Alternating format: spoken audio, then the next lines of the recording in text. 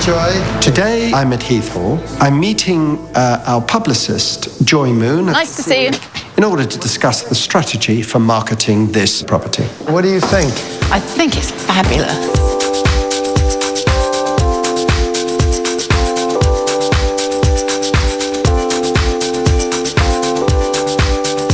There's lots to see, but I'd like to start, if you don't mind, in the dining room. Certainly every major top-end agent will have a publicist such as myself. It builds up businesses' brand awareness and it sells houses. And I love the stained glass windows. That's original, isn't it? I think it is. In fact, that whole fireplace is original. Heath Hall was built around the early part of the last century. It was a trophy super mansion. About 8 years ago, my client bought it and lovingly restored it. It has that rich heritage that a newly built house does not have. So what are you going to ask for it? What are you guiding it at? We thought a guide of about 100 million, because if you're wealthy and you're a billionaire, you'll have very little choice. There isn't a price on this house because it's vulgar to quote a price to a billionaire who clearly can afford any price. So we give a guide of 100 million. It just gives people a territory from which to sort of bid if you're interested. We're now in the kitchen. Lovely. Isn't it just a little bit small for the house? There is a separate catering kitchen for the large banquets and for the domestic staff. With a price territory of circa 100 million, there are very few British purchasers that could buy it. I think it's either going to be the Eastern Bloc or the Indian subcontinent. What a fabulous place. The press are going to be thrilled with it. Positive press exposure is invaluable to us. It's a third-party endorsement. I personally will be getting hold of a freelance journalist, somebody that we quite know and trust and we know is interested in this sort of property with this sort of history. If we go with the heritage history angle, we have got to make sure that you know everything about this house. It's an important client to us, so we've got to get it right. And we'll work together to make sure that happens.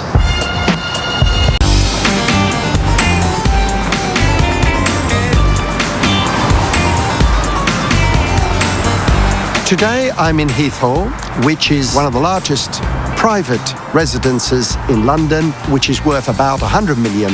I'm going to meet Guy Forrester, who is the architect that presided over this major refurbishment. This is such an important task for me, and I don't want to get it wrong. I've got to know every brick, every nuance of this property so that I can answer any question that any journalist will put to me. As you know, this is a late arts and crafts movement house. Arts and crafts movement was from 1860 to 1910, and it's a design movement all about the honesty of materials and the interest in nature. Tell us about the staircase. Well, it's very important. As you rightly say, again, it's English oak. You can see here the candy stick balustrading, which is a very traditional English technique, actually. And it's referenced back here to a traditional motif, which is this diamond pattern here. We chose the diamond pattern because it is a very strong arts and crafts image. It's simple and plain and honest, and we've used it throughout the whole of the house wherever we can. So it's a recurring theme. This, Trevor, is the sunroom. I've described this as an extravaganza of light here because it's so different to the other more traditional parts of the house. But it's the setting where you can see a family can really enjoy themselves and be relaxed. Obviously, last century's living was completely different, and today we expect to live in an airy, light, sunny environment, and that's what we've tried to create here, and I think it works quite well. Guy, the master bedroom. You're struck by the grandeur of this place. But if you think that's something, you should come and look at the bathroom. What do you think of that? It's a showstopper, isn't it? It is. That's a solid piece of marble, weighs about 2 tons and cost in excess of 200,000. My golly, I can understand why the client wanted it. Well done. Now, Guy, the leisure area, the pool, tell me about some history behind this area. Well, what's really interesting about this, apart from being a fabulous sort of space, is originally this was a garage. I've learned a lot about the history of the property, and I think I'm actually on my way to understanding the important features of this property.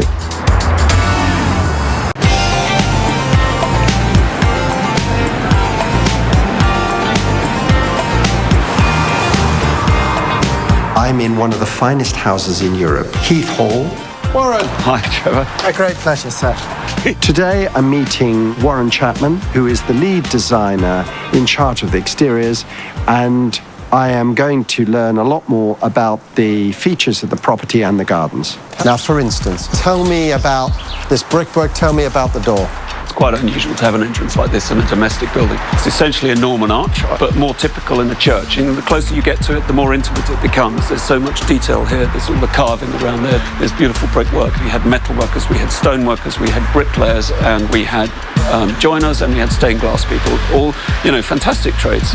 Now, we're surrounded by gardens.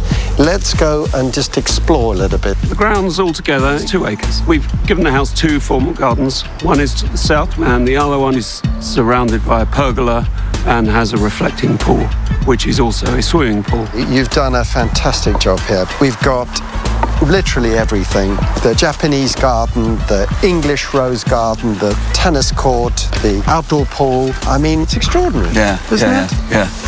Quiet. Would you excuse me 1 second? I've just got a call. Hi, Trevor. Joy. What a joy. I've set up a meeting with the journalists now for tomorrow at Heath Hall. Is that going to be okay? It's tricky, but we'll deal with it, won't we? In the ideal world, I would have liked more time to prepare for the interview. But if it's tomorrow, I got one shot at it. I'm going to make it count. Warren, would you forgive me? I've got to run to the office. Okay. It's a great pleasure to see you. Thank you. Thank you, Warren.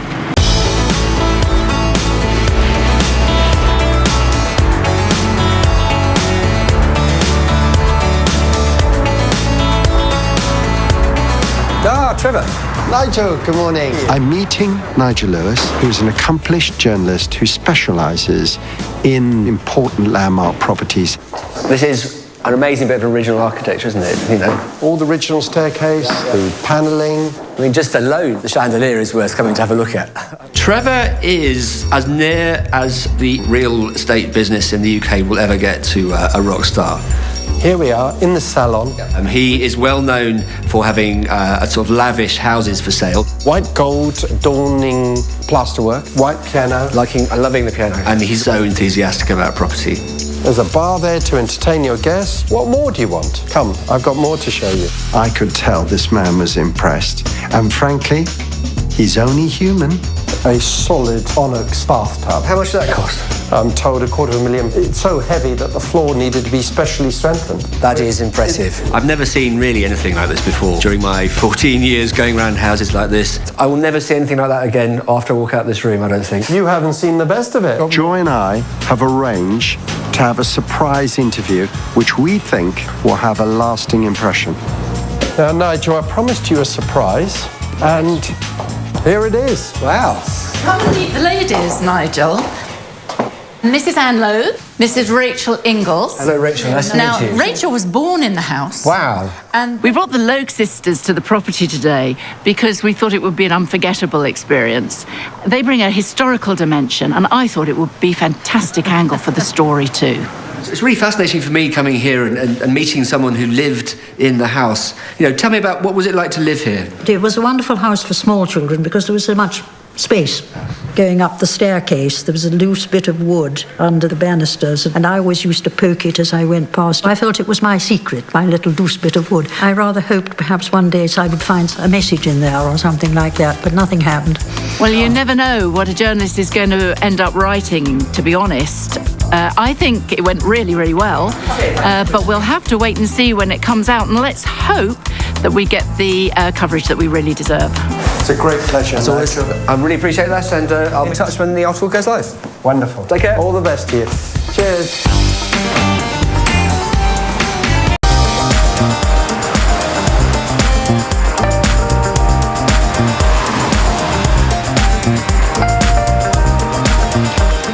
Trevor, hi, look, the article's here. Look at that. The tone of the article was just what we were looking for, frankly. It was exclusive, it was discreet, it was knowledgeable, and it sets up the ambience that we were most looking for. An extraordinary and exceptional house. Well, it is an exceptional house. Well done, Joy. Well, that's what I call an article. And look at this. It's the brochure. This is beautiful. But you're not just giving this to people, are you? No, we're charging them $5,000 for the privilege. And I'll tell you what, I think it's worth every penny of that $5,000. The next step is keep the property in play in choice glossy media, both internationally and nationally. We have a mailing list amongst the richest families in the world, and altogether they have a very potent effect. We've done a jolly good job. Joy, do you know something? I think I deserve to buy you a bottle of champagne. I'm not going to refuse that. Come on. It's only really a matter of time that the right billionaire comes along and we do a deal with them.